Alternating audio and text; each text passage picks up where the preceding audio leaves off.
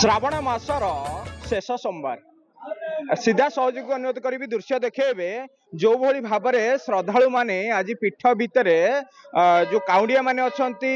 व्रतधारी माने अछंती जो माने अछंती श्रद्धालु माने मध्य अछंती पूरा पीठ प्रकंपित हो पड़ुची एवं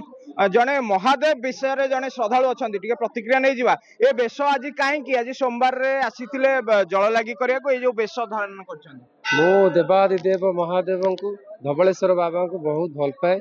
तो मु प्रत्येक वर्ष एमती गेटअप करके चंद्रशेखर कति जाए ए वर्ष मोर फास्ट धवलेश्वर बाबा कति आसी बाबा आशीर्वाद एमती था मु प्रत्येक वर्ष गेटअप करके आसबि आ सब भक्त मानकर भी आशीर्वाद था बहुत खुशी लगे बहुत आनंद लगे जेहेतु आसिकी ये घर पाखे होते भी एटा फास्ट टाइम गेटअप कर गोटे बाबा मते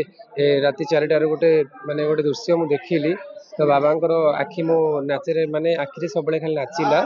तो मुझे बाबा गोटे गेटअप करने ये बाबा धवलेश्वर को डाकिकी गेटअप टे नहीं आ बहुत गुड़े भक्त भी मोर राति सारा मु ठीक से सोईनी काली सोईनी तो शनिवार रविवार काली गोटे दिन सोईनी बहुत गुड़े दर्शक भी मोर फटो फटो सब सेल्फी भी नहीं एडी भी आसी बहुत खुशी लगुच देवादिदेव बेसी कौन कह देवादिदेव महादेव तो सब किसी जानते आ निश्चित केते विश्वास रखती कला बलद को धड़ा करथिले बाबा बाबा ऊपर बहुत विश्वास अच्छी बाबा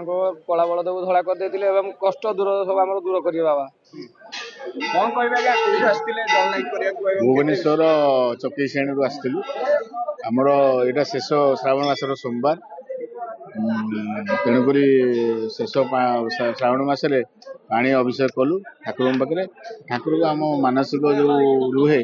प्रभु होउचंदी समस्त हृदय बसचंदी से जी कला बलद को धड़ा कर पारा ना धवलमणि हो पारा से आम मन समस्त किसी ना कि आशा अच्छे आम मैंने प्रभु से आशा रखिक आसीचु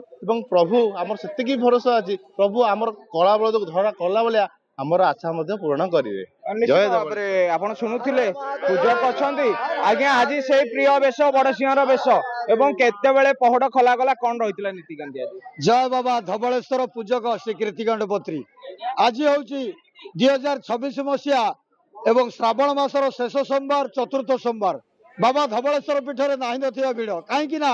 ये जो काउडिया भक्त मैंने वर्ष तमान अपेक्षा करते श्रावण मास सोमवार पड़े स्वहस्त बाबा मस्तक जलाभिषेक करेंगे से गोटे सुवर्ण सुजोग तेणु बाबा धवलेश्वर होती डाकिले ओ कला ठाकुर कला बलदर धड़ा होकर नामकरण धवलेश्वर ये जो अलौकिक पीठ चारिपटे महानदी भूगर्भ में विराजमान कर बाबा धवलेश्वर बाबा आज रात्र 3 घटिका समय द्वारपीठा नीति आरंभ होता 108 घर सुभाषित जल बाबा को स्नान कर स्नान पर मंगलारती कर स्वल्प बेश कर जो श्रद्धालु भक्त मान धाड़ी छिड़ा होते से बाबा मस्तक जलाभिषेक करने सुजोग पाई बाबा जे कि आज सोमवार पड़ुवर सबुठार प्रिय वेश हूँ बड़ सिंहार वेश ड्राई फुड रे काजू किशमिश चेरी खजूरी कोली पिस्ता बादाम धवलेश्वर महाप्रभु बड़ सिंहार वेश समग्र भारत ओडिशावासी को दर्शन दौरान मध्याह्न बाबा अन्न डालमा खीरी खेचड़ी भोग लाई कर संध्यारे बाबा को स्नान कर पुणी बेश कर संध्या आरती हम तापर शयन पूर्व बाबा दही पखाड़ भोग लगे ए बाबा दिनचर्या निश्चिंत धवलेश्वर को दर्शन कर गोटे छोटिया मानसिक रखी प्रभु को निष्ठा भक्ति भाव डाकिले धवलेश्वर महाप्रभु समस्त मंगल करेंगे जय धवलेश्वर शुणुले पीठ पूरा प्रकंपित होपटे जेहेतु चारि पाखे जल रही मझे पीठ रही सुरक्षा व्यवस्था कड़ाकड़ कर